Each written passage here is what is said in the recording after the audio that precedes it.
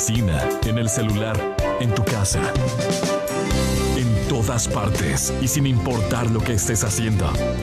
Cuando apenas despiertas, mientras te duchas, desayunas, mientras hojeas las redes, cuando sales de casa, cuando vas por la calle, cuando regresas y hasta que logras dormir. Estamos aquí para acompañarte. Hemos estado siempre. Entre tú y nosotros, el afecto y la confianza tampoco. Somos la radio. Exa FM 658. Andrea Flores es la nueva gerente del Metro de Quito, con 4 votos a favor y 1 en contra. Flores se convirtió en la nueva cabeza del proyecto, que ha tenido una inversión de más de $2.000 millones. A 3 meses de que el Metro de Quito sea entregado, una nueva gerente toma la cabeza de esta obra. Andrea Flores es la nueva representante de la empresa metropolitana del Metro de Quito. Será ella quien continúe con las labores que definan la operación de esta obra, la cual ha tenido controversias debido a la falta de operador y modelo de gestión. Gracias, señores concejales, señores miembros del directorio, señor alcalde.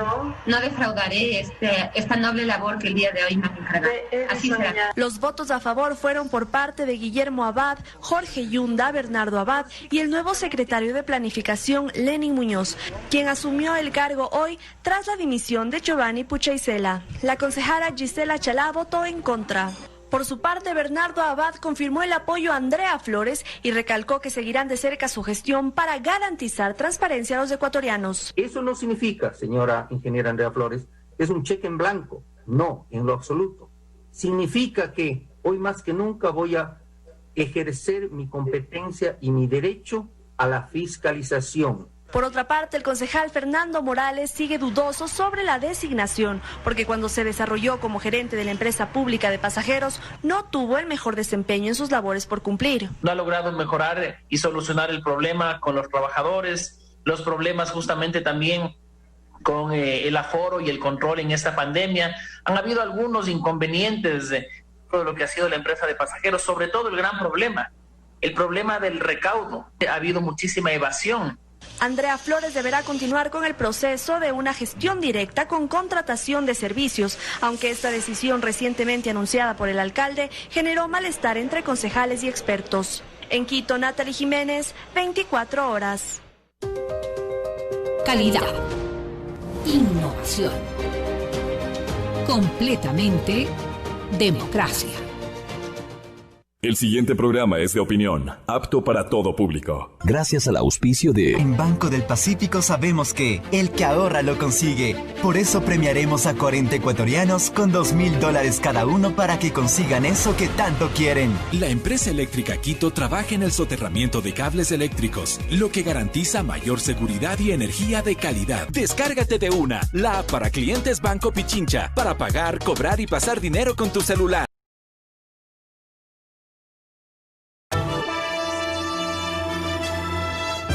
Aquí da inicio el programa de opinión más influyente de la radio. Las emisoras Democracia M y Exa FM presentan la revista de opinión Democracia, con la conducción y dirección de Gonzalo Rosero.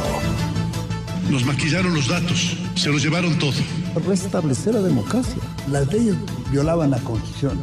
Sin amilanarse, sin amilanarse. Este Ecuador amazónico, desde siempre y hasta siempre. ¡Viva la patria! Combatiremos la corrupción, la de ahora y la de ayer, y la que podría venir, la de adentro y la de afuera. La revista de opinión Democracia, los temas realmente relevantes, analizados con la visión crítica del periodista. De opinión Democracia, el programa en el que usted cree. Comenzamos. Gonzalo Rosero, credibilidad incuestionable.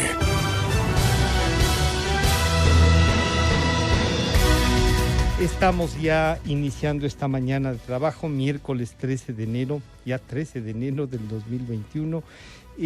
Bueno, los medios de comunicación impresos nos traen varias noticias, pero el Estado hará pruebas de COVID-19 a 277.673 integrantes de las juntas receptoras del voto. Sí, parece que puede ser una medida adicionalmente a un programa de insistir en las pruebas, ¿no? El seguimiento al tema es, además de la responsabilidad ciudadana, el seguimiento al tema con las pruebas parece que es uno de los elementos que pueden traer. Avanza el tema de la campaña electoral. La campaña electoral tiene, obviamente por los organizadores como el Consejo Nacional Electoral, han realizado ya un sorteo para el debate obligatorio del fin de semana y están ya a la disposición de los partidos políticos que estuvieron ayer en un consejo consultivo. Bueno, y para iniciar yo quiero agradecer a Marcela Holguín, candidata a la Asamblea del Distrito Norte por Centro Democrático Listas 1. Marcela, bienvenida. Lo primero sería hacer una evaluación de este periodo que está terminando y que usted ha ejercido la representación en la Asamblea Nacional. Bienvenida nuevamente, buenos días. Francisco, qué gusto poder estar aquí acompañándote y a través tuyo a todos quienes nos escuchan en EXA, FM Radio Democracia. Un gusto poder estar aquí, un buen día para todos. La evaluación del desempeño de esta Asamblea Nacional no puede ser más vergonzoso y hay que decirlo de esa manera.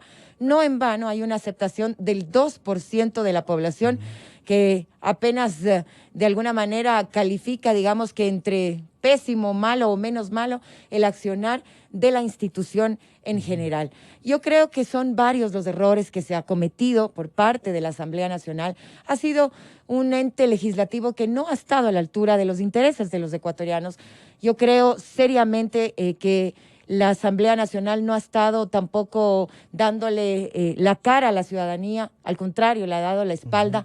Y te pongo esto con ejemplos, porque creo que es la mejor manera de entenderlo. Hemos tenido una Asamblea Nacional en donde varios de estos asambleístas han sido capaces de vender su conciencia y el voto a cambio del reparto de hospitales y de otras instituciones públicas, algo que se hizo público a través de los medios de comunicación. Ha sido en esta Asamblea Nacional en donde varios de los legisladores se han aprovechado del poder que tienen precisamente para tener un carnet ilegal de discapacidad, restando derechos a quienes evidentemente sí lo necesitan. Entonces, estos son saldos vergonzosos. Claro, si es que este saldo es así de vergonzoso, uno diría, los que estaban actuando entonces no deberían ser candidatos a la reelección, porque si bien es la institucionalidad y ahí se puede separar, ¿cuánto pesó que Alianza País, a quienes ustedes representaban, se haya dividido en sus dos versiones, entre correísmo y morenismo? ¿Pesó eso mucho para este mal funcionamiento? Y además, o sea, una gran parte de esos 60 asambleístas fueron electos en las listas 35. Sí, pesó muchísimo, Francisco, y hay que decirlo también con toda claridad, porque evidentemente cuando se presentó el momento de la traición al inicio de este gobierno, nosotros, los legisladores que nos quedamos en el lado de la Revolución Ciudadana, fuimos apenas 30. Y tú sabes, la conformación de la Asamblea es una conformación de 137 legisladores. Y el 80% de las leyes, para quienes nos están escuchando y observando también a través de EXA, hay que decirle que el 80% de las leyes fueron aprobados por una mayoría que cogobernó con este régimen, entre ellas la mal llamada ley humanitaria. Ahí estuvieron los votos de Creo, estuvieron los votos de los socialcristianos, estuvieron los votos de la Izquierda Democrática, de Pachacutic, que también fueron leyes enviadas por este gobierno. Con 30 votos nosotros no hacemos nada. Nosotros hemos sido, y lo hemos dicho abiertamente a la ciudadanía, una oposición, sí, una oposición responsable, una oposición seria. Por ejemplo, en el caso de la mal llamada ley humanitaria. Aquí nosotros, no sé si es que hay una cámara, podemos precisamente observar esta, ¿verdad? Aquí podemos observar cómo fue el resumen de la votación de la mal llamada ley humanitaria, en donde de 137 asambleístas presentes, creo que además, entre otras cosas, es una de las pocas veces que han estado todos los asambleístas presentes. Frente a eso, Marcela, esta ley humanitaria, porque se podría decir, bueno, pero había una presentación de una ley. Por ejemplo, para contrarrestar esta mal llamada, como denomina Marcelo Holguín, ley humanitaria, ¿qué presentaron los 30? Y cuando dicen la traición era ¿a qué?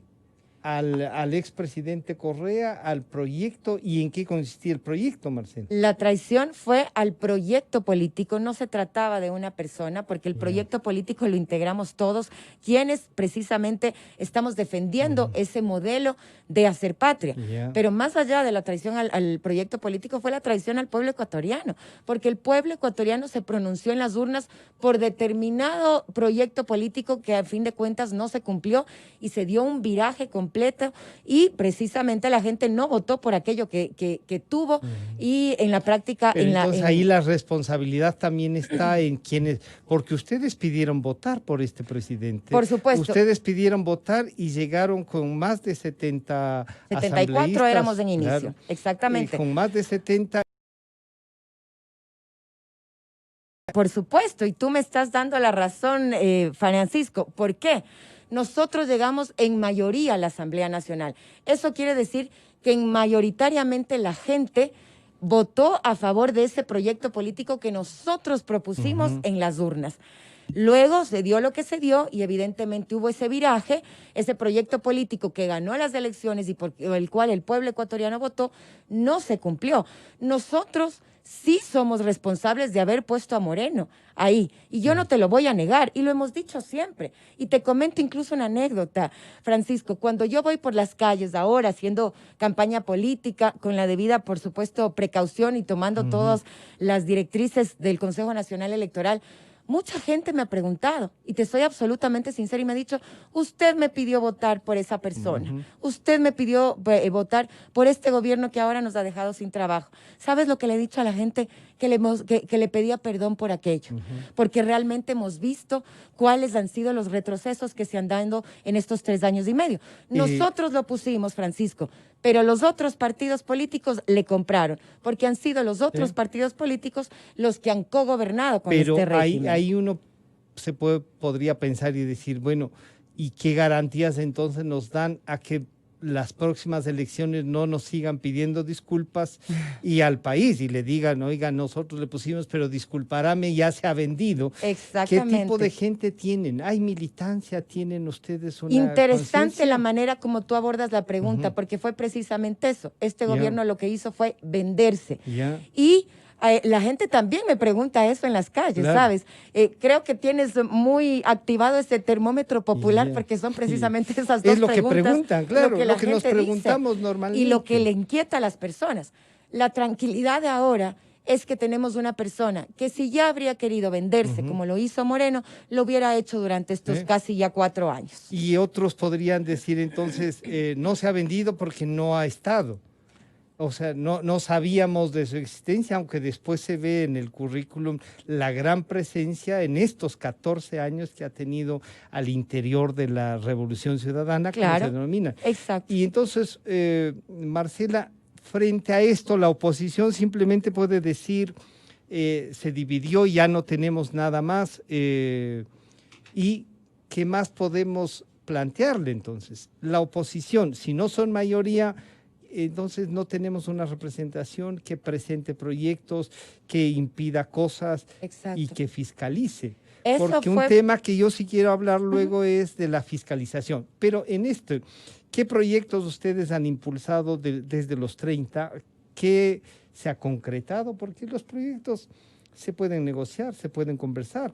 Y una negociación política no es digamos, una compra y venta de conciencias. Por supuesto que no, y estoy de acuerdo contigo. Una negociación política en términos de cómo se desenvuelve la Asamblea es importante. Me gustaría solamente decirte para cerrar el bloque anterior que Andrés Arauz es precisamente uno de los hijos de la revolución. Tú decías no ha estado presente, ha estado presente y con muchísima fuerza. Él ha sido una de las personas que ha estado muy pendiente, por ejemplo, de analizar los temas de las relaciones que este gobierno ha tenido con el Fondo Monetario Internacional y todo lo que eso se ha traducido en términos de retrocesos de la población. Andrés, por ejemplo, fue una de las personas, como muchísimos jóvenes ecuatorianos, permíteme comentarte, Francisco, que precisamente tuvo acceso a esas becas que le permitieron a él, como a muchos jóvenes durante los 10 años, poder formarse y capacitarse. Pero ahí, Marcela, uno podría pensar, y ya que dices las becas, ¿Cómo se le da una beca a una persona que estudia en un colegio donde se paga mensualmente más de $1,000? Porque todos Eso tenemos no es injusto. oportunidades. Sí, pero, todos tenemos oportunidades. Pero las oportunidades son para la igualdad, pues no Por para la supuesto desigualdad. que sí, o sea, pero... si los que tienen esa educación son los premiados con las becas y ese es el resultado, ¿esto entonces algo está fallando, Marcela, o no? No me parece en ¿No? ese sentido. Creo que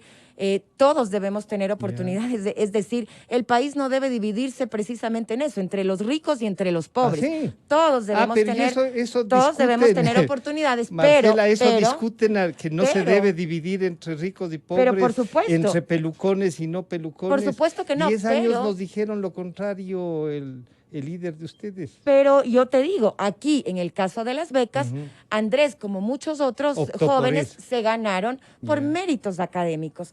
Y muchos jóvenes de escasos recursos económicos también tuvieron en mayoría la posibilidad de irse a estudiar afuera. Te digo porque yo desde el periodismo también lo viví y yo recuerdo haber hecho muchos reportajes, entrevistas de jóvenes de escuelas, de colegios fiscales, personas que provenían de familias de escasísimos recursos económicos que no tuvieron esa oportunidad de educarse, formarse, salvo por las becas que se dieron en los 10 años. Marcela, pero tú me hablabas ahí, también... Para ir a la fiscalización... Exactamente, a eso iba. El señor economista Arauz ha estado en varios directorios y justo en temas muy cuestionados, no solo porque ya hay sentenciados y en la cárcel, por esos temas. Entonces, esa presencia que no era así como muy visible, se ve sí en esa gestión. Y la corrupción, y ustedes no fueron capaces tampoco de visibilizar eso, de que había gente que se estaba llevando la plata del Estado en los 10 años y de fiscalizar. Por ejemplo, ustedes ahora no han fiscalizado al gobierno de ustedes mismos los 10 años anteriores, ¿no? Bueno, la fiscalización yo creo que es una de las atribuciones y de las obligaciones que uno tiene cuando asume el cargo de asambleísta. No en vano precisamente es esa, la atribución de legislar y fiscalizar por los dos lados. En el tema de la fiscalización, yo sí creo que esta asamblea le queda debiendo mucho al pueblo ecuatoriano. Recuerda cuánto tiempo nosotros tuvimos que esperar precisamente para que se ponga en la palestra el juicio político a la ex ministra de Gobierno, María Paula Romo. Fueron meses. Recuerda tú, Francisco, en este momento, los varios pedidos de juicio político que existen en contra del ministro de Economía y Finanzas que hasta ahora no se cristalizan, porque no es un pedido de juicio político, son varios y han pasado meses y todavía no hay esas acciones de fiscalización. Afortunadamente, debo comentarte, Francisco, que ahora, tras las reformas a la Ley Orgánica de la Función Legislativa, establecemos plazos precisamente para que no corramos el riesgo que hemos corrido en esta asamblea. Y esos plazos tienen que cumplirse. Por ejemplo, el CAL tiene un plazo determinado para que esos pedidos de juicios políticos sean calificados 18 días desde la calificación del CAL para que pasen, en este caso, a la Comisión de Fiscalización. Cuando eran 100, Marcela. Pero estamos cuando precisamente... Eran 100 tenían nada menos que aliados, que fueron los que presentaron la candidatura, que tenían una comisión de archivo, no solo que no daban paso, archivaban todo, y la fiscalización se redujo a un poco a hacer la veña a quien tenía la mayoría, Marcela. Bueno, te digo que lo que yo puedo comentarte es lo que pasa en esta asamblea, que es en la que yo he estado, Francisco. Yo puedo hablar precisamente de lo que conozco, porque he sido parte de esta asamblea, y es esta asamblea la que nos queda debiendo en términos de fiscalización, precisamente con los casos que te estoy detallando, pero también uno más adicional que debo comentarte, y es que antes precisamente de iniciar la vacancia legislativa, yo presenté un pedido de juicio político al ministro de Trabajo. Podemos, si es que tú deseas hablar de esos temas. No, te va a acompañar ya Verónica. Te pediría, Pancho, que continúes con nosotros. Me parece que vas a conversar y gracias en este punto. Sí, me parece bien en la línea esta de fiscalización. Me parece que hay que aclarar el tema de por qué no fiscalizar también lo pasado. Todo hay que fiscalizar, pero sí, por supuesto que sí. Te quedas en compañía de Verónica. Por supuesto, Muchas Verónica, gracias. Buenos días. Hola. A ti, Francisco, gracias. Pues vamos a continuar con esta entrevista. Gracias, y vamos, Verónica. claro que sí, muchísimas gracias, Marcela. Tenemos también a Gabriel Hidalgo ahora mismo a través de Zoom. Quisiera pedirle a Gabriel que se sume a esta conversación para conocer, los dos siendo candidatos pues precisamente por este distrito. Para la ciudadanía es interesante conocer qué es lo que opinan sus candidatos y, por cierto, también cuáles son las condiciones en las que se van a enfrentar en este proceso electoral. Me avisan si ya tenemos al otro candidato. Gabriel, buen día, ¿cómo estás? Y claro, hola Verónica, buenos días. Escuchando todas estas propuestas y hacíamos un análisis, Francisco Rocha, nuestro conductor, hacía este análisis precisamente respecto de la trayectoria que habría tenido la parlamentaria, ahora candidata, pues, y ahora pregunto yo, ¿por qué tú, vinculado desde el análisis político, hoy en cambio a este proceso electoral? Hola Verónica, buenos días, ¿se me escucha? Sí, se te escucha. Solo quiero asegurar. Hola Verónica, estoy encantado de compartir con ustedes, estoy encantado de compartir también con Marcela, colega, adversaria. ¿Qué tal? Marcela la conozco desde las épocas de su ejercicio profesional como periodista, entonces estoy encantado de poder compartir con ella, aunque formamos parte de distintos segmentos electorales, me va a encantar compartir con ella. Me hubiera gustado también conversar con la colega adversaria de Creo. Con ella estamos igualmente disputando, pero está rehuyendo permanentemente a la conversación conmigo. Seguramente le tiene miedo al análisis o a la crítica. A Marcela me parece que es una legisladora prolífica, he podido seguirla. Se ha ausentado en pocas ocasiones, del 20%, que es poco, y ha presentado muchísimas reformas de ley, a algunas leyes. A mí me hubiera gustado verla presentar también en materia de trabajo, en materia de salud, que son las materias más urgentes en este momento, pero sí, efectivamente ha presentado reformas a leyes también importantes. Yo diría estas dos, me parece que se queda debiendo. Y se queda debiendo en la asamblea del 2% de aceptación. Es una asamblea tremendamente podrida. Y nuestra propuesta es llegar a demolerla. Hay que demolerla porque somos los ciudadanos los que tenemos que apropiarnos de la asamblea y devolvérsela a los ciudadanos. Los partidos políticos están tremendamente desprestigiados. Los ciudadanos hemos decidido empezar por tomarnos los partidos políticos para avanzar a la asamblea y dignificar la política. Bueno, celebro nuevamente compartir con ella. Me gustaría también comprometer a Marcela a que modifique sus hábitos de campaña. Yo sé que no es de ella, yo sé que no puede ser decisión de ella. La década del correísmo y el lustro, o menos de un lustro del morenismo, es decir, esa suma de la revolución ciudadana, porque son lo mismo. Ella dirá que no lo son, se provocó, hay una fractura, pero lo son, vienen todos de los mismos sectores. Utilizó la violencia como forma de hacer política. Yo celebro que tomen distancia los amigos de la primera etapa de la revolución ciudadana, de los de la segunda. Pero está claro que las agresiones permanentes a través de los órganos de la fuerza pública a las manifestaciones de la sociedad civil tienen el mismo eje articulador, es decir, tienen el mismo origen.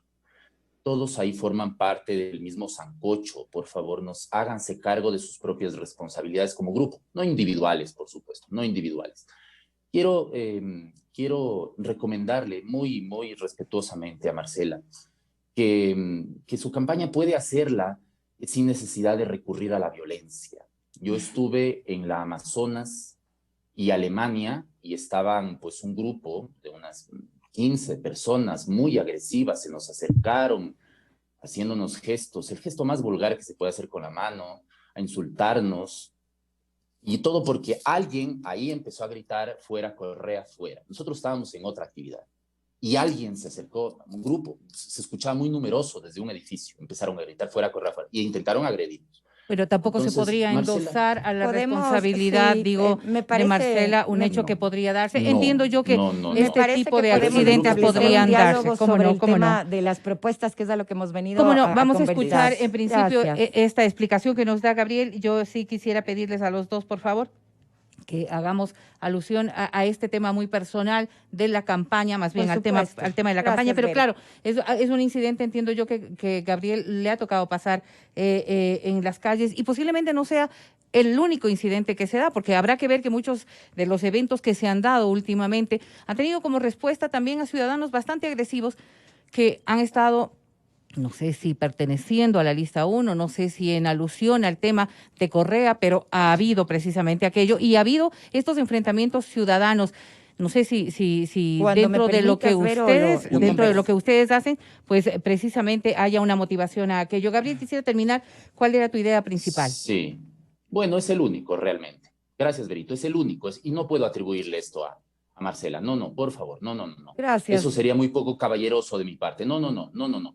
Pero seguramente deslindar a las personas que forman parte de la campaña, que sean las personas, digamos, más eufóricas. No podría. Esto les cuento como un incidente y les cuento también que con otros colegas adversarios nos hemos saludado en la calle y nos hemos deseado suerte. Ahora que tengo la oportunidad de saludar a Marcela, y a mí me hubiera gustado saludarla en persona, le deseo igualmente suerte. Llegado el momento de compartir espacios políticos, ojalá fueran los representativos, pero si no fuera ese el caso, me encantará saludar a Marcela en persona porque la política no puede enemistarnos. Hemos pasado muchísimo tiempo de enemistarnos a través de la política y me parece que tenemos que dignificar la política, ciudadanizar la política y generar acuerdos a través del consenso, no de la agresión, porque eso nos degrada como sociedad. Eso de momento, y pues celebrar que puedo conversar con Marcela en este momento. Y nosotros agradecer además por la presencia de los dos candidatos. Yo había efectuado, como no, una invitación a la candidata de Creo también para que participe de este diálogo, porque creo que la ciudadanía en general es la que debe sentirse beneficiada precisamente de esta confrontación de ideas para tomar cualquier tipo de decisiones que estén en este proceso electoral del próximo 7 de noviembre.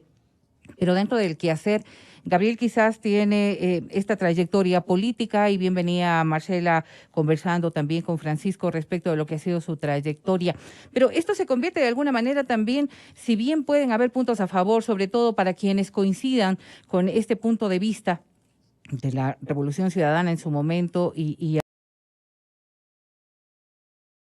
también tiene sus INRIs y tiene sus cargas emotivas muy fuertes en un proceso en que vino con 10 años de carga bastante negativizada de todo lo que fue la conducta del expresidente y que repercutió además en una asamblea que permitió un montón de aspectos que hoy mismo son cuestionados. Bueno, no se constituye en una carga de negatividad que también podría ser muy difícil de poder superar para una candidata. Gracias, Verónica, nuevamente por este espacio. Permíteme primero saludar a Gabriel, desearle la mayor de las suertes en esta contienda electoral. Eso es lo que cabe hacer. A Gabriel, él lo decía, lo conozco desde hace mucho tiempo atrás, y a mí no me unen las desavenencias que puedan existir en la parte ideológica. Todos debemos respetar precisamente aquello y podemos andar por andariveles distintos, pero por supuesto siempre con el debido respeto. Hay temas que me gustaría aclarar, pero ser absolutamente breve porque creo que la ciudadanía está aquí para escucharnos, precisamente para hablar de propuestas. Y eso es lo que yo quiero hacer, aprovechar este importante espacio para hablar de propuestas a la ciudadanía. El tema al que se refiere Gabriel fue algo que ocurrió no en la magnitud que él lo dice. Fue el domingo, nosotros hacíamos un recorrido por el ciclo paseo, iniciamos nuestra caminata precisamente en La Patria y Amazonas y avanzamos hasta la República y Amazonas, en donde empezábamos una caravana. No hubo ningún tipo de agresión, porque aquellas personas que precisamente se manifestaron gritando lo que Gabriel decía, estaban en un piso altísimo. Estas personas que si eran un número mayoritario, no sé realmente cuántas, porque no me tomé el tiempo para aquello, estaban en un piso 15, quizá, no sé. Entonces, algún tipo de agresiones era imposible que se dé, porque las personas que nos acompañaban estábamos evidentemente en la calle. Así que no pasó más allá de que estas personas gritaron fuera Correa y el resto de personas que nos acompañaban estaban avivando aquello que nosotros estábamos haciendo y que veníamos desarrollando, desde hace 1 a 2 horas atrás, precisamente en el ciclo y paseo. ahora, precisamente, no pasó nada más que aquello.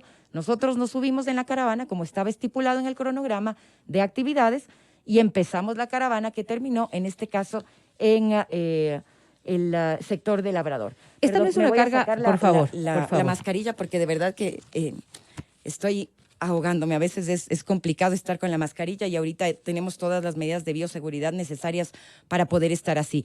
Así que en ningún caso aceptar ese tema porque no fue así. En todo caso... Pero esta no es una reacción cotidiana, es decir, yo entiendo que habrá un montón de ciudadanos que podrían estar afectos a la imagen del expresidente Rafael Correa, pero habrá otro tanto de ciudadanos que también tengan su propio criterio y que enfrenten esto con cierto tipo de reclamo. ¿No es una carga muy pesada también el tema de llevar a un expresidente que ahora es condenado por la justicia a las espaldas de una campaña política? ¿Cuál es la diferencia entre que un grupo de personas simpatizantes de otro partido político con una ideología distinta griten fuera Correa y que las otras personas simpatizantes de otro partido político digan viva Arauz? Pero no hay ninguna diferencia. No, es no decir, estoy hablando de los ciudadanos, sino de Marcela Holguín. No es una carga muy dura y muy difícil el tener a un procesado por la justicia con una condena ejecutoriada, con una condena que ya ha sido establecida precisamente por el tema penal, tener como un referente de lo que es el trabajo que puede hacerse desde lo legislativo o desde lo ejecutivo, cualquiera fuese el cargo que van a ostentar. Condena por influjo psíquico que no está estipulado dentro del Código Penal, entre otras cosas. Pero, Vero, te comento, no ha sido para nada una carga negativa. Hablábamos precisamente con Francisco de qué es lo que le queda debiendo esta Asamblea Nacional en términos de fiscalización y de leyes al pueblo ecuatoriano. Y yo era la primera en señalar que esta es la Asamblea Nacional de la Vergüenza. Y coincido 100% con lo que dice en este caso Gabriel. Por supuesto que nos queda debiendo esta Asamblea Nacional. Es vergonzosa. Es una de las peores asambleas en la historia. Y no te lo digo solamente porque yo lo he podido vivir desde cerca esto, porque he sido parte de los 137 asambleístas, de los que sí han trabajado, pero también te lo digo como periodista. Porque yo en un momento dado, durante el ejercicio de mi profesión en esos 23 años, también cubrí muchas ocasiones la Asamblea Nacional y de verdad que esta nos queda debiendo a todos los ecuatorianos. No en vano tiene un bajo nivel de aceptación popular que no llega ni siquiera al 2%. No ha sido la única vez, sin embargo, y hay que reconocer que la Asamblea Nacional no siempre ha terminado con los mejores estándares de aceptación. Gabriel, dentro de aquello, una persona que ya ha estado comprometida precisamente con el quehacer político, decía yo, y con el análisis político, una propuesta que puede ser distinta a lo que ya se venía efectuando al interno de la Asamblea Nacional, ¿la tuya? Veritos, solamente para replicar con respeto a lo que ha dicho Marcela. A ver, eran 3 puntos distintos. Un grupo de ciudadanos que se manifestaba en contra del expresidente Correa, un grupo de ciudadanos que avivaba la campaña de Marcela, enhorabuena, y nosotros que estábamos completamente aparte, en otro lugar, en la planta baja, en la calle, y se nos acercaron, intentaron acercarse también a nosotros. Y yo saqué la cámara, fui yo, empecé a sacar fotos ahí se detuvieron y empezaron a mandar besos. Esto también se tiene que discutir porque forma parte de la actividad pública, de la actividad política. La actividad política no solamente son las propuestas, no solamente es la ética política, sino además la estética.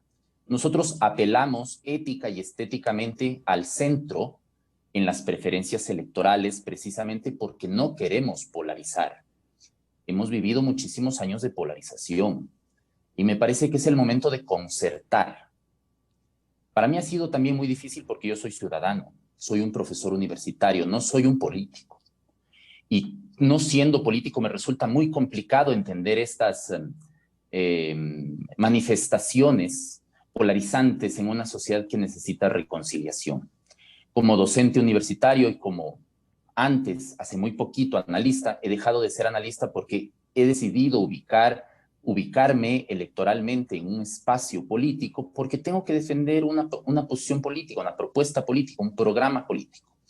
El programa político que estoy defendiendo es uno que busca demoler la actual asamblea, busca luchar por convocar a una consulta popular, y en esto va la propuesta, convocar a una consulta popular y preguntarle a la gente si quiere esta asamblea o si quiere un nuevo poder legislativo que tenga la mitad de integrantes, que pague solamente por asistencia y por productividad y que esté sometida al control de los ciudadanos. Tenemos que demoler esta asamblea del 2% de aceptación. Tenemos que reducir el número de legisladores. Son demasiados. Algunos ciudadanos me han preguntado, pero eso debilita la representación, y he tenido que contestar, no. Porque si nosotros tenemos un legislativo de 500 legisladores, eso no significa que se va a vulnerar la representación. Hay dos tipos de criterios para instalar una asamblea nacional: el criterio poblacional y el criterio territorial. Territorialmente, todas las provincias, jurisdicciones, distritos van a tener exactamente la misma representación. Hay que eliminar a los asambleístas, digamos, hay que reducir el número de asambleístas por exceso. Y ahí se puede reducir, digamos, ampliar el número el criterio poblacional. Vamos a ver, son 2 legisladores por cada provincia, digamos, para ponerles en blanco y negro. Y son 250,000, digamos, un asambleísta más por cada 250,000. Si nosotros amplificamos ese criterio, digamos, un asambleísta más por cada 500,000, entonces no se ha vulnerado el principio de representación territorial y el principio de representación poblacional. El principio de representación poblacional se convierte en un requisito más exigente, con lo cual tendríamos una asamblea en la mitad de integrantes. ¿Ya? ¿Qué significa pagar por asistencia y por productividad? Significa pagar dietas. El que asiste, pues, y trabaja, recibe su remuneración. No es un sueldo, es dieta. Vamos a ver. Marcela no tendría ningún problema, por ejemplo, porque ella casi nunca falta. Casi nunca falta. Ha faltado más o menos el 20%, y eso tal vez incluso lo tiene justificado, ¿no es cierto? Marcela ha presentado muchos proyectos de reforma, porque yo he podido mirar, ¿no? Reformas a la ley de comunicación, reformas a la ley, al COIP, entonces no va a tener ningún problema. Pero hay otros vagos, impresentables, que además no han podido fiscalizar, llegan, calientan el puesto, ¿no? Y cobran su sueldo íntegro. Hay que reducir la asamblea en estos términos. ¿Para qué? Para poder posibilitar el diálogo entre ciudadanos, para poder posibilitar también el diálogo entre ciudadanos y políticos, y para poder impulsar las principales reformas. ¿Cuáles son, por ejemplo, las principales reformas? Se necesita reformar el Código del Trabajo, ¿no es cierto? Es un Código del Trabajo que es influencia del Código del Trabajo mexicano, de la Revolución Mexicana. Es un Código del Trabajo que lo puso en vigencia Enríquez Gallo en 1938. Es un Código del Trabajo muy antiguo. Necesitamos un Código del Trabajo más moderno, que garantice los derechos de los trabajadores. Hay que derogar esa ley de justicia laboral, que lo que hizo fue flexibilizar el trabajo, la contratación. Hay que garantizar los derechos de los trabajadores, facilitar la organización, por ejemplo. Hay que derogar ese decreto que eliminó la organización de la sociedad civil. Hay que devolverle a la ciudadanía su capacidad de organización, hay que devolverle a los colegios profesionales su capacidad de organización. Hubo un decreto, ¿no?, en un gobierno pasado que derogó, porque les impidió que se pudieran organizar, presionó al Tribunal Constitucional, a la Corte Constitucional, perdón, para que pudiera recaudar fondos a través de las afiliaciones. Hay que derogar eso. Y claro, quisiera pedirte una pausa tan solo, Gabriel, porque claro, han sido 2 puntos que yo quisiera que Marcela también los pueda explicar. En principio, esta propuesta de reducir el número de representantes, y he visto que Marcela ha sentado con la cabeza muchas de las cosas dichas por Gabriel, porque significa también que dentro de su análisis se puede contemplar esta reducción del número de representantes de parlamentarios. Por supuesto, Verónica, y hay que decirte que de los comentarios emitidos por Gabriel, yo coincido en buena parte de aquellos. Primero, para cerrar el tema anterior y que no quede ninguna duda, yo, por supuesto, como no puede ser de otra manera, estoy en contra de todo tipo de violencia.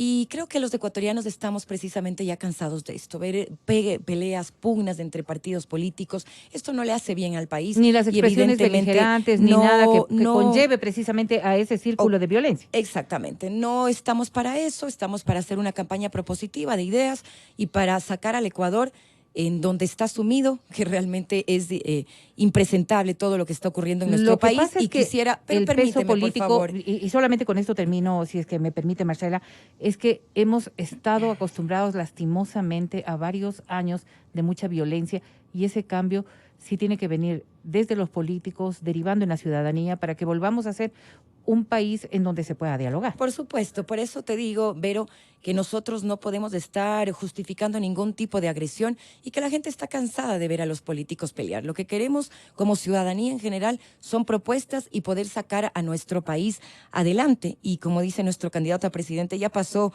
de moda el odio y evidentemente ahora son otras cosas las que nos atañe hacer.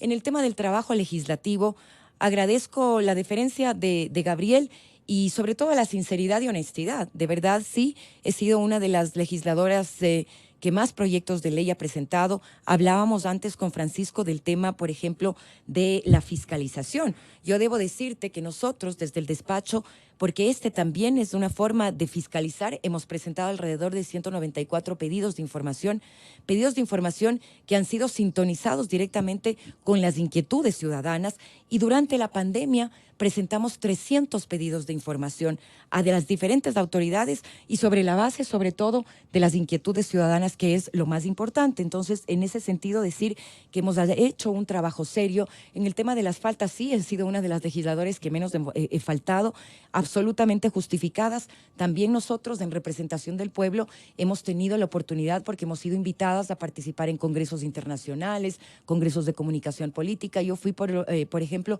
la primera legisladora en este periodo que fue invitada por la Unión Europea precisamente para ir a Bruselas a hacer una especie de tour de cómo funciona el sistema parlamentario en la Unión Europea, y evidentemente todo está debidamente justificado, y es importante también rendir cuentas de esta manera a la ciudadanía. Decirle también a Gabriel, me parece importante, que en este momento ya se paga por asistencia. Es decir, los legisladores no estamos recibiendo un sueldo completo. A nosotros se nos descuenta el momento en que no asistimos, ya sea a las, a las sesiones del Pleno de la Asamblea Nacional o también a las comisiones legislativas. Eso ya se está dando. Lo que tú me preguntabas en el tema de la reducción de legisladores, yo ya firmé ese proyecto de ley. Recuerda, Gabriel, que ese proyecto de ley fue presentado por quien ahora es el alcalde de... Respecto al tema del Código de Trabajo, que también fue otro de los enunciados, y veo que también dentro de las propuestas de Marcelo Holguín se habla de ciertas reformas. ¿Cuáles serían las más importantes que debería conocer los ciudadanos? Gracias, Verónica. La más importante tiene sin duda que ver con el tema de ofrecerle a la ciudadanía empleo y más empleo, tomando en cuenta las cifras en las que estamos sumidos ahora los ecuatorianos. 1 millón de personas están desempleadas en este momento en el país. Por si fuera poco, 30,000 funcionarios públicos han sido también despedidos de la noche a la mañana. Sigue sumando, digamos, que la cifra de desempleados en el país. El 62% de la población de Pichincha ha visto reducidos sus ingresos en los últimos tiempos. Es la provincia más alta en lo que tiene que ver con la reducción de ingresos. Y del otro lado, el 52% a nivel nacional también ha reducido sus ingresos. Y por si fuera poco, la cereza del pastel, Verónica y quienes nos están escuchando a través de Exa y Democracia. En los últimos 30 años, estos índices de desempleo son los más altos que ha debido enfrentar el país. Por eso es que la situación se resuelve generando empleo, empleo y más empleo. ¿Qué es lo que nosotros vamos a hacer precisamente para ir en esa línea? Varias cosas. Entre ellas, la primera, derogar la mal llamada ley humanitaria, que lo único que ha significado para el país es que nuestros trabajadores reciban liquidaciones de miseria. Y aquellas personas que han tenido la suerte de conservar su puesto de trabajo, se les ha quitado el 50% de su salario. Esto es lo que generó la mal llamada ley humanitaria, pero con un adicional que es importantísimo y absolutamente grave. Nosotros, cuando se estaba discutiendo esta mal llamada ley humanitaria enviada por el Ejecutivo a la Asamblea Nacional, entre otras cosas, aquí está la votación, por el sí, por la aprobación de la ley 74%, por el no 59%, abstenciones del 4%. Este bloque, que es el bloque de la Revolución Ciudadana, fuimos quienes nos opusimos a la ley humanitaria. Y aquí están todos, básicamente, en este bloque, el bloque de los legisladores de Creo y de los de Pachacutic, que aprobaron esta mal llamada ley humanitaria. Pero nosotros, ¿qué proponíamos como alternativa de esta mal llamada ley humanitaria? Por ejemplo, dar un incentivo económico a los empresarios responsables del país, que son la mayoría. La mayoría de nuestros empresarios son responsables y hacen su trabajo con absoluta honestidad. Nosotros no podemos ponernos la mano en los ojos y decir que solamente afectó a un sector de la población la pandemia, porque no es real.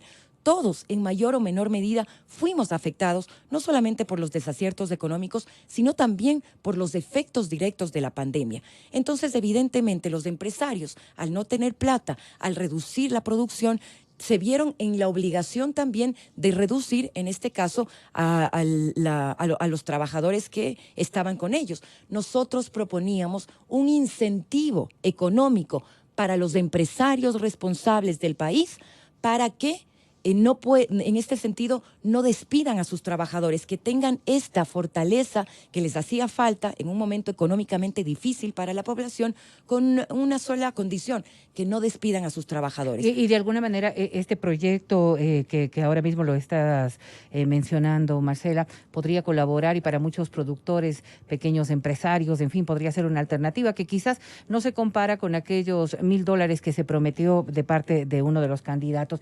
Gabriel, yo quisiera conocer tu criterio también respecto de estas modalidades o de estos cambios que se pueden dar en la contratación, en generación de empleo, en estas reformas que se pueden obtener.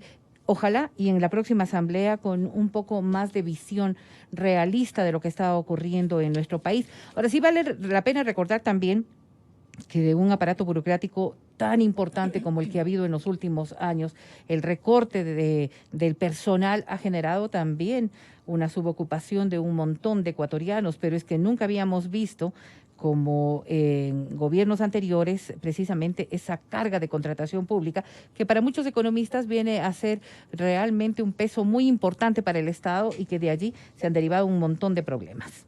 Gabriel, te escucho. A ver, algunas cosas. Primero, un colega analista publicó en sus redes sociales la experiencia de haberse inscrito, y es real. Uno puede inscribirse en la página web creada al respecto para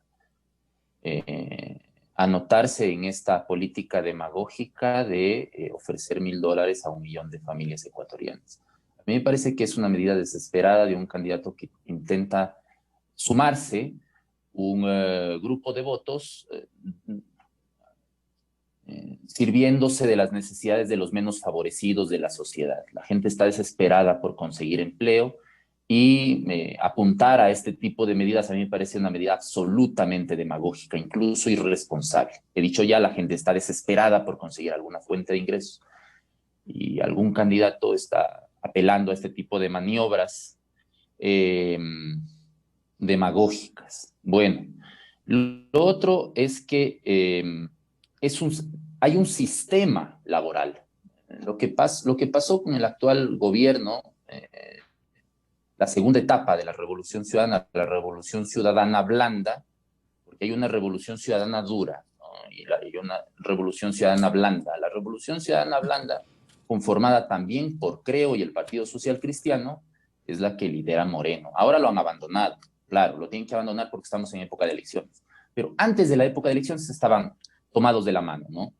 Bueno, esa Revolución Ciudadana blanda pone en vigencia esta ley. Yo celebro que la Revolución Ciudadana dura se opusiera a esta ley de justicia, como esta otra ley humanitaria y otros nombres que les ponen rimbombantes. Bueno, yo celebro que se opusiera porque precisamente vulnera a los trabajadores. Ya, ¿cuál es el problema? El problema es que creemos que los problemas de la sociedad se solucionan con leyes. Entonces, no nos damos cuenta que hay un sistema operando por debajo de las infraestructuras jurídicas. Hay todo un sistema, y hay un sistema social. ¿Qué sistema social es el que concierne al trabajo? Es un sistema laboral, tributario, comercial, mercantil, societario, ¿no es cierto? Todo ese sistema tiene que modificarse. Por eso insisto en que los ciudadanos, los comerciantes, los empresarios, los trabajadores, los jubilados, sean los que nos tomemos la política y reformemos este estado de circunstancias oprobiosas para la sociedad. Entonces yo coincido muchísimo con esta premisa de la destitución irresponsable de un grupo de funcionarios. Claro, porque se los destituye, ¿no es cierto? Y no se les ofrece nada en la calle.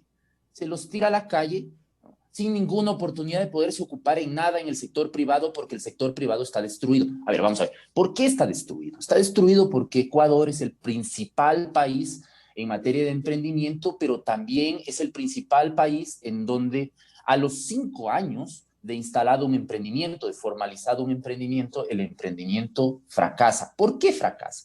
Los impuestos son demasiado altos para los emprendimientos pequeños, porque no hay facilidades en la tramitología para la constitución, la formalización de empresas, porque el sector comercial tiene demasiadas dificultades, porque estamos siendo permanentemente acosados los ciudadanos por las instituciones públicas locales, el municipio para los principios, la tramitología, el gobierno central a través de sus instituciones de recaudación tributaria. No he dicho que hay que eliminar el servicio de rentas internas. Digo, hay que reorganizar, hay que armonizar, hay que facilitar, hay que vehiculizar. De tal manera que no solamente es una ley, como dijo también Marcela, entiendo, coincide conmigo, es un conjunto de leyes para garantizar empleo. Ahora, estoy todos los días en la calle. Yo espero que ustedes me vean un poco más moreno, porque efectivamente me pega muchísimo el sol. Estamos todos los días en la calle conversando con la gente, en las esquinas, en las calles, en las plazas, en las avenidas, en los portales de las casas, porque mi campaña es en las calles, contigo, ciudadana, ciudadano, es contigo, explicándoles por qué es importante concertar, por qué es importante las necesidades de las cuales estamos hablando. Y mucha gente, muchísima gente, me habla también con el empleo, me habla de la seguridad y de la salud. Estamos viviendo circunstancias en las cuales no hay ningún control migratorio. Vamos a ver, no estoy diciendo que persigamos a los migrantes, a ninguno de ningún tipo. No estoy diciendo eso, pero se necesitan controles migratorios. Vamos a ver, también se necesita asegurar, fortalecer a las instituciones de la fuerza pública. Ya no se llama así ahora en la Constitución, pero teóricamente se llaman así. A la Policía Nacional, a las Fuerzas Armadas. Y hay que, vamos a ver, durante muchísimo tiempo se estuvo tratando de permear estas instituciones, de politizarlas, de convertirlas en instituciones políticas como son en Venezuela. ¿Ya? Hay que tecnificarlas, hay que profesionalizarlas y hay que jerarquizarlas otra vez.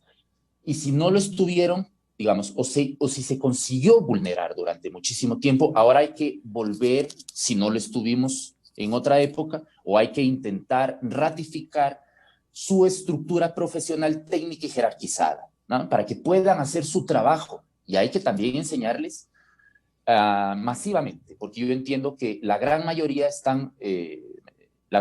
de los operadores militares y policiales están comprometidos con los derechos humanos, ¿ya? Pero hay sectores que pueden ser retardatarios, reaccionarios, y yo diría incluso ideologizados, porque durante muchísimo tiempo intentó ideologizarlos, en los últimos 3 lustros, siendo un poco más claros, ideologizarlos, ¿ya?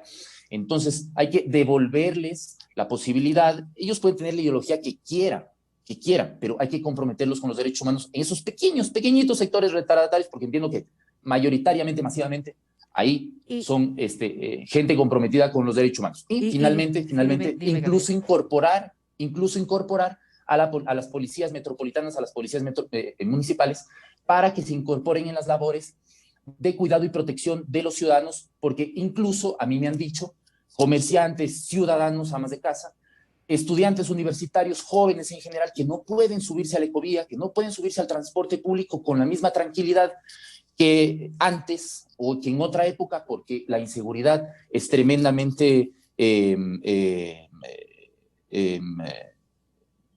insistente, presente en la ciudadanía. Solamente para terminar, yo diría que el tercer punto es expedir un código de la salud. Yo diría, en estos términos, salud, seguridad, trabajo, seguridad, salud. ¿Cómo puede ser que en una pandemia sanitaria, en una crisis de la salud, no tengamos un código de la salud? Necesitamos un código de la salud para reorganizar el sector de la salud, para garantizar el empleo en el sector de la salud, para proteger a los médicos, pero también para proteger el suministro de las medicinas, con el tiempo de las vacunas, coincidiendo de los insumos precisamente biomédicos. todo esto. La verdad, Gabriel, y yo he visto, este ha sido un diálogo en donde más bien han estado asintiendo mucho propuestas de un lado y de otro, quizás porque son el reflejo de la propia necesidad de los ecuatorianos. Ustedes han abordado muy bien el tema del empleo, que es una de las problemáticas más difíciles y que genera también otro tipo de problemáticas sociales como es el de la seguridad. Exactamente. Viene de la mano directamente. De la mano. Y Marcela, yo sí quisiera oír el planteamiento que tú haces a la ciudadanía respecto del tema de la seguridad, una seguridad que se ha visto afectada no solo por el tema de la falta de empleo, bien ha dicho Gabriel, el tema de los grupos migratorios, la cantidad de ciudadanos, es que el Ecuador no tiene presupuesto para atender a todos los ecuatorianos y a los ciudadanos que han venido también a radicarse en nuestro país. ¿Cuáles podrían ser estas alternativas? Verónica, empiezo en orden para no perderme ningún punto, que los tengo aquí anotados. Primero, contrarrestar la idea que escuchaba de parte de Gabriel en el sentido de que dar una ayuda económica en tiempos de pandemia a la población resulta demagógico. Por primera vez en la vida se está pensando en un salvataje para la gente y no en un salvataje bancario. Ahora resulta entonces que la Unión Europea también es demagógica.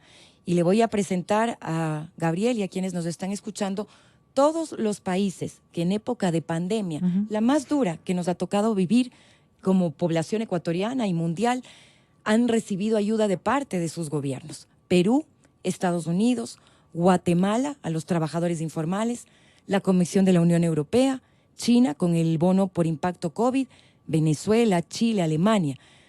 Según la responsable de políticas públicas de Oxfam Intermón, que es Liliana Marcos, solo 1/3 de la población mundial, apenas 1/3 de la población mundial, no recibe esta ayuda económica de los gobiernos a propósito de la pandemia. Entonces, muchos preguntarán habría que decirle de dónde, ¿no? Entonces, y ese de dónde lo voy a sí decirte. Sí es complicado. Le voy a explicar precisamente, si es que me permites, pero dame el tiempo para poder tener todos los puntos que he anotado aquí y que también han sido preguntas tuyas y también reflexiones de Gabriel.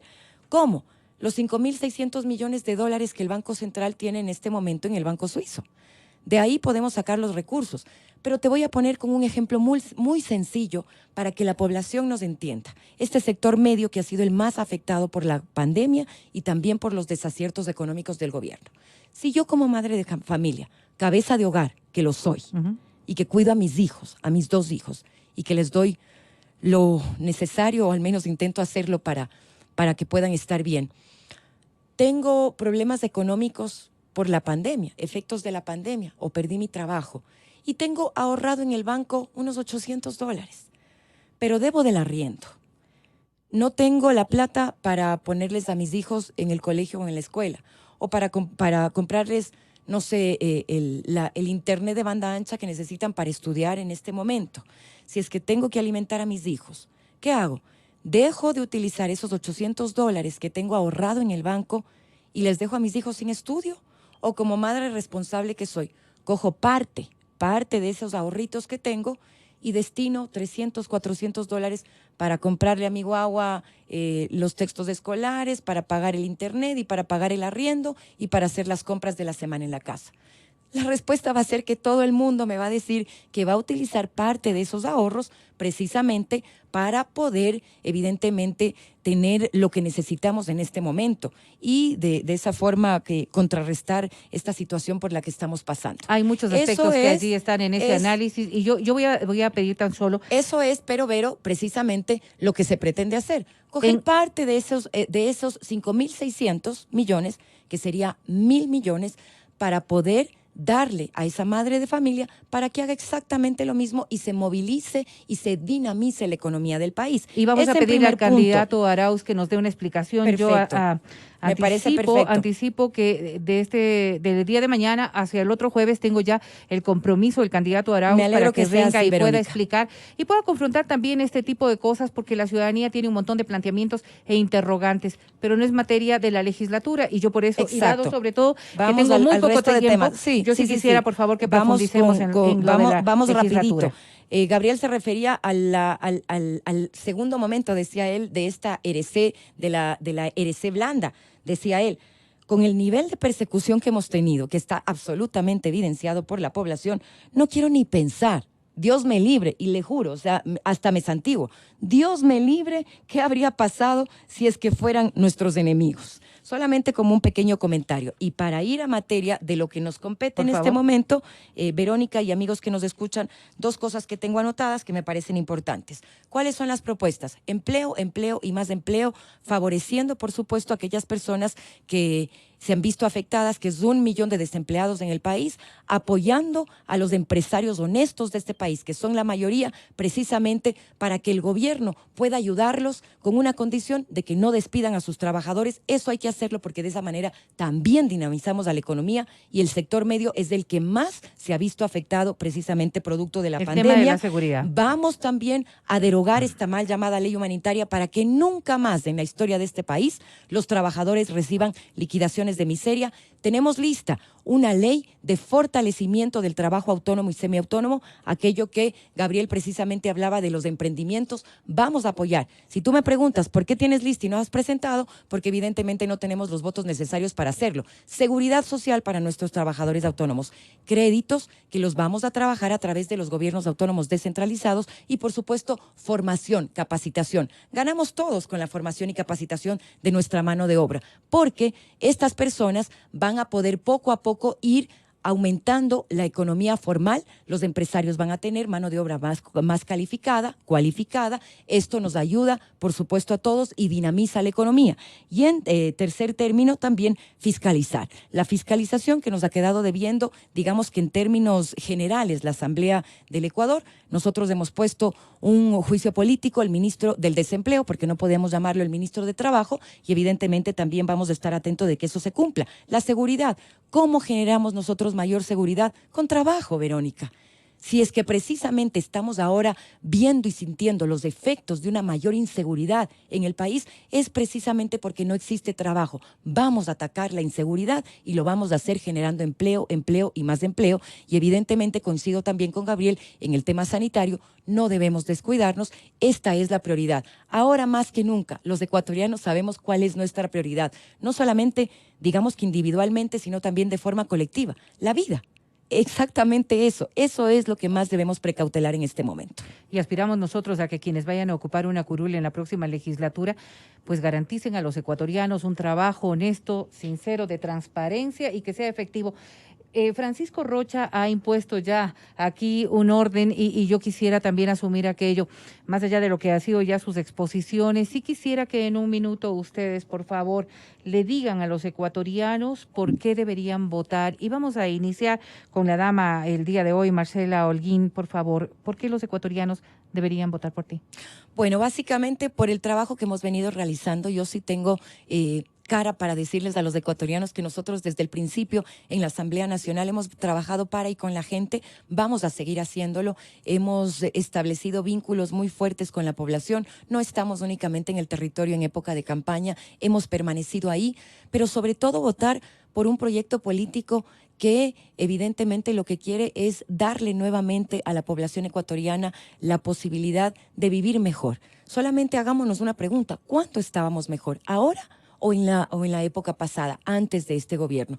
Te digo porque converso con la gente todos los días. Yo también, como Gabriel, estoy todos los días conversando con la gente en caminatas, en caravanas y demás, y toda la gente me dice exactamente eso. Antes vivíamos mejor. Yo no te digo que haya sido perfecto, yo no te digo que no haya habido errores, pero sí vivíamos mejor, y esa es una constante. En eso estamos sintonizados, y precisamente nosotros estamos para devolverle la dignidad al pueblo ecuatoriano, la esperanza que la gente ha perdido en este momento, la población ecuatoriana, y para devolverle sobre todo los derechos que han sido vulnerados y para devolver el trabajo a todos aquellos millón de personas que en este momento están desamparados y en el desempleo. Gabriel Hidalgo. ¿por qué los quiteños, los capitalinos deberían votar por ti? Porque yo no soy político, yo soy un profesor universitario, no he sido político nunca. En esta época de circunstancias desfavorables para todos, la gente está apostando masivamente por apuestas por los ciudadanos, porque vamos a dignificar la política, porque no se puede apostar por el mismo mecanismo que destruyó la Asamblea como órgano de representación y que la convirtió en un órgano del 2% de aceptación. Tiene el 98% de rechazo. Teniendo el 98% de rechazo, es urgente demoler ese órgano, que incluso no fue capaz de fiscalizar durante la pandemia, cuando los políticos, no solamente, no sé si en la Asamblea, incluso en la Asamblea ya hay un preso por esto. Nos robaron durante la pandemia con las bolsas de fallecidos, no lograron compadecerse con el dolor de la gente. Vamos a demoler la Asamblea y vamos a preguntarle a la gente, no a los políticos, vamos a preguntarle a los ciudadanos si quiere esta Asamblea, que no es distinta al antiguo Congreso de la Partidocracia que durante tanto tiempo nos ofendió.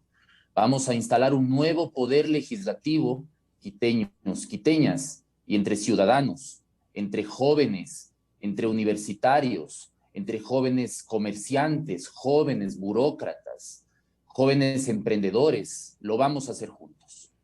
Pues muchísimas gracias a nuestros invitados el día de hoy, la periodista Marcela Holguín, candidata a la Asamblea en el Distrito Norte por Centro Democrático Lista 1, y al doctor Gabriel Hidalgo, también candidato a la Asamblea por este mismo distrito, el Distrito Norte, por el Movimiento Honestidad, la lista 1551. Nos vamos a ir a una pausa porque retornamos, ya estamos en contacto con el doctor Simón Pachano, el doctor Ramiro Rivera. Hablaremos de la democracia, cómo garantizar una democracia fuerte en nuestros países y, claro, los hechos que ocurrieron también en la nación norteamericana. A la pausa.